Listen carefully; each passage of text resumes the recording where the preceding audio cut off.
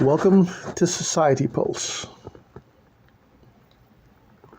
Today's episode, we'll talk about spousal privileges. Should you be given spousal privileges to someone who isn't your spouse? That's the question today we'll talk about. Spousal privileges.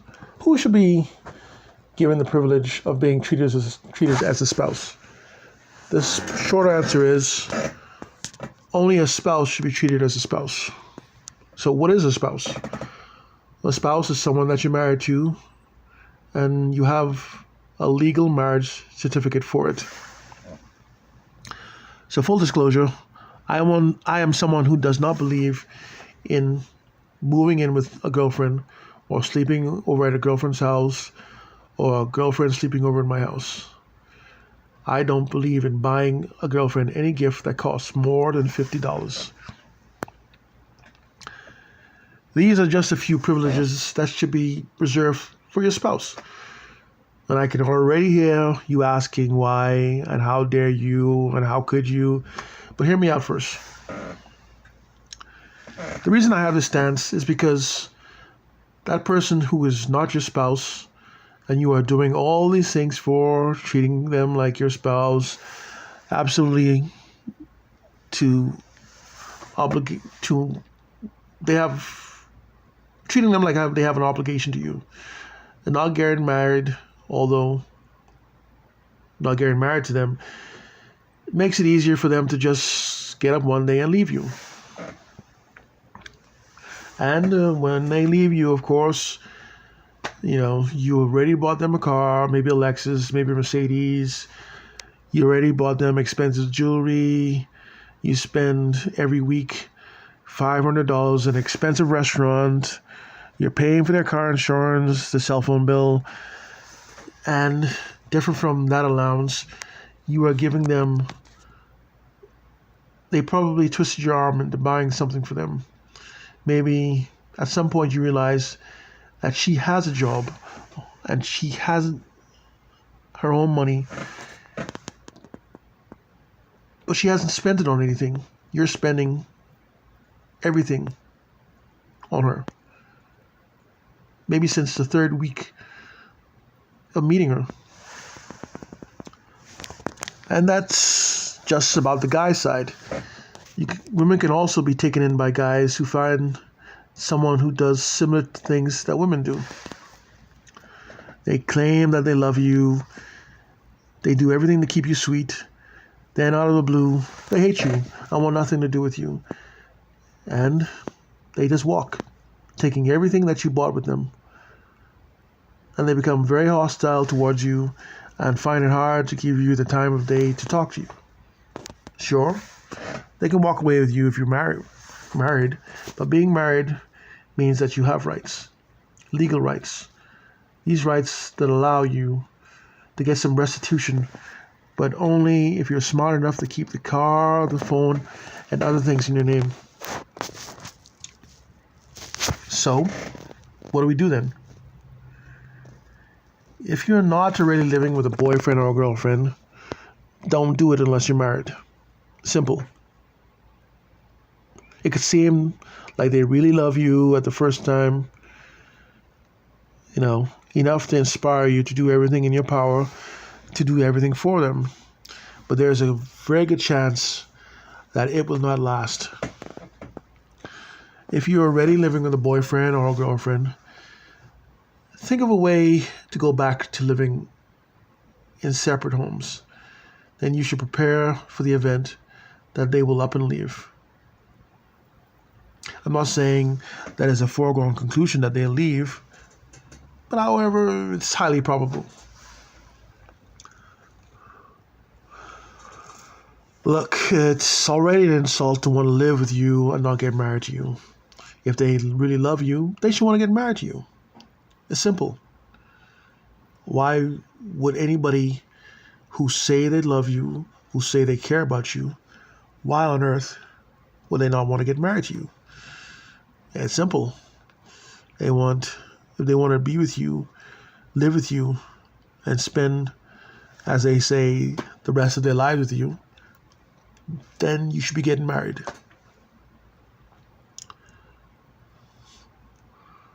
So, here's what you should do. I mean, first, before I say that, you should also remember that some people see that you're circling the wagons, you're asking the important questions, so they wanted to get engaged with you. They signify that they're going to go the next step, that they really serious about getting married. But then you find yourself being engaged for 2 years, 3 years, 4 years, 5 years. Do they really want to get married to you? How long are you expected to be a fiance, to be engaged to someone who is very comfortable with the situation, who probably see that getting married will complicate things? But complicate what things? What exactly could it complicate getting married? So if you find yourself in that situation, ask that person, when will we seal the deal? If the answer is soon, or when we have enough money, or I just want to have a big event where we can have lots of people and lots of memories. And they'll be even crafty and say, you want that too, right? But here's a question for you. Does that time ever come?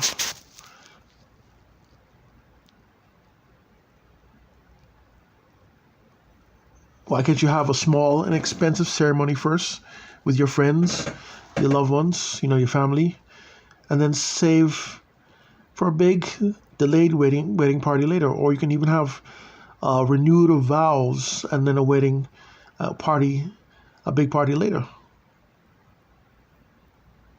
If they don't want a small wedding, possibly with a chapel or city hall or anywhere to make your marriage legal, then maybe they don't really want to get married to you. Think about that. Think about that.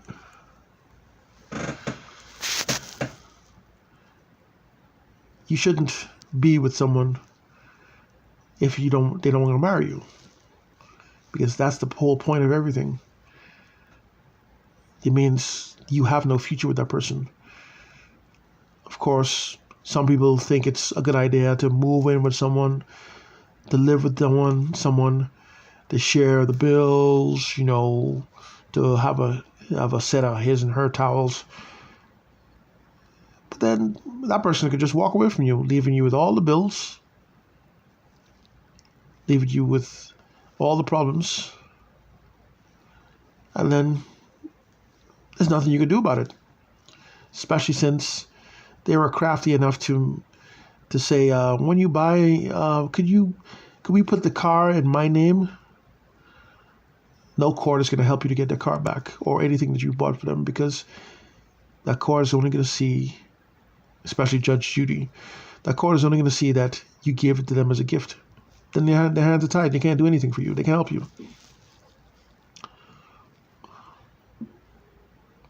Then there's the argument that some people make, say, oh, well, getting marriage, that's just a piece of paper. A piece of paper can't represent all the love I have for you. Walk. This person has no respect for you. Absolutely no respect. Because if they wanted to marry you, if they really loved you, they really care about you, about yourself, your family, your needs, your goals, and the things you want, they get married to you. Any excuses means that you're just a pair of shoes and they'll buy a new one later on. They'll discard you.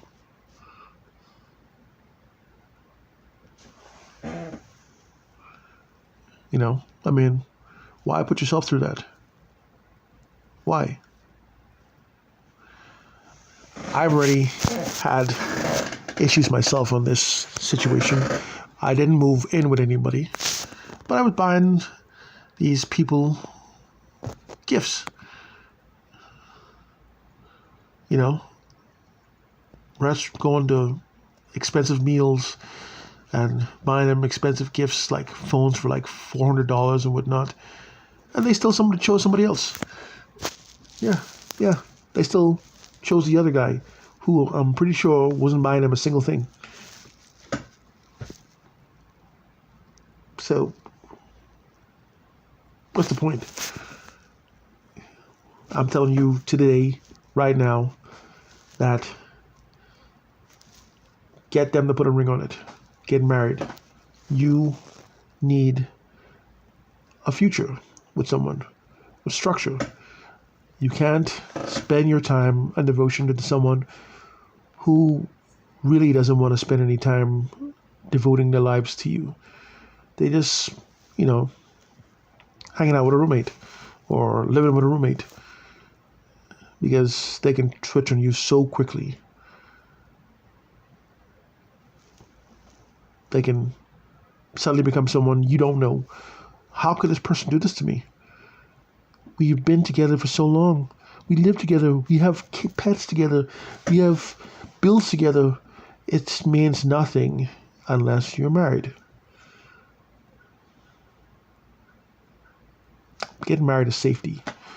Getting married is a merger. You have to still be smart when you get married, because people like to hide who they really are. But at least if you're married, you can have some recourse. You can, get damages. You can get something back.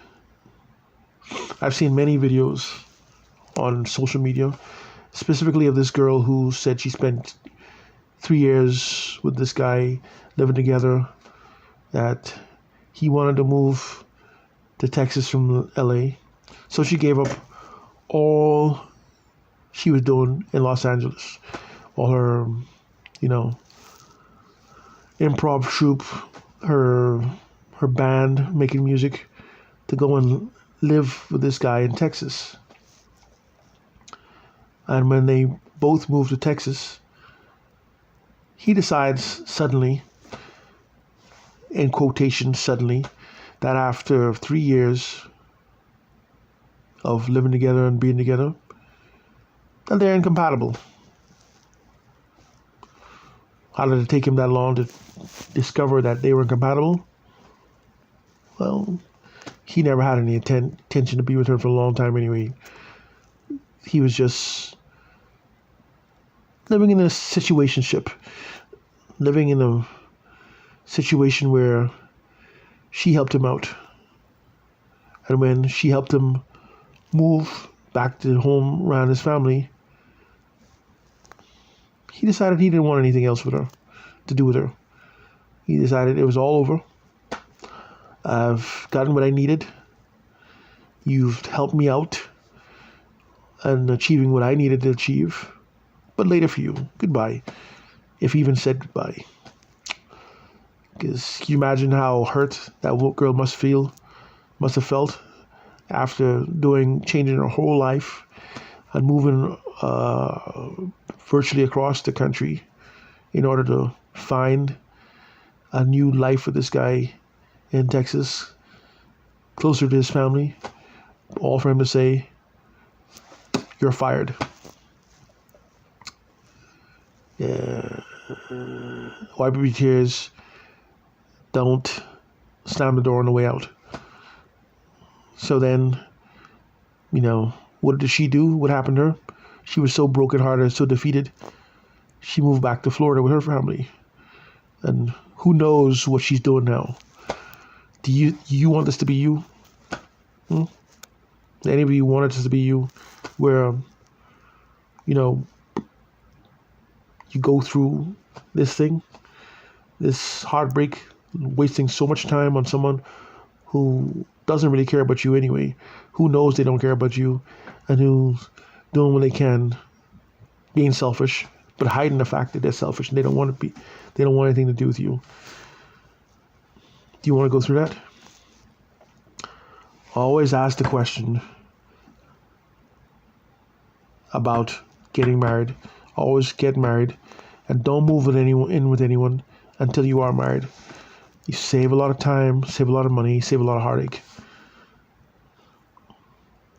And if they want to get a divorce after you've been married to them, then it'll cost money.